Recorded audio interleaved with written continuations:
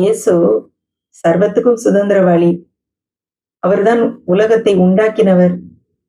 தேவனுடைய மகிமையின் பிரகாசம், தன்மையின் சொரூபம், எல்லாவற்றையும் வல்லமையுள்ள வசனத்தினால் தாங்குகிறவர். பாவங்களை நீக்கும் சுத்திகரிப்பை உண்டு பண்ணினவர்.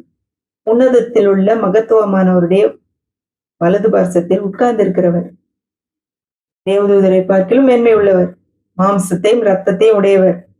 ஆணையின்படியே ஆசாரியராக்கப்பட்டவர். விசேஷித்த உடன்படிக்கையின் பிணையாளி அவர். மாறி போகாத ஆசாரியத்துவம் உடையவர். எப்பொழுதும் உயிரோடு இருக்கிறவர். முற்றுமுடிய ரட்சிக்க வல்லவர். பரிசுத்தர், குற்றமற்றவர், அப்பழுக்கற்றவர், பாவிகளுக்கு விலகினவர், வானங்களில் உயர்ந்தவர், தம்மை தாமே பலியிட்டதினாலே ஒரே தரம் செய்து முடித்தவர், பூர்ணரான குமாரன், மெய்யான கூடாரத்திலே ஊழியம் செய்கிறவர், புதிய விசேஷமான உடன்படிக்கையின் மத்தியஸ்தர், என்றென்றைக்கும் நம்மை பூர்ணப்படுத்துகிறவர், மாறாதவர், ஆடுகளுடைய பெரிய மேய்ப்பன். இவ்வளவு பேரு யாருக்குன்னா நம்முடைய இயேசு கிறிஸ்துவுக்கு.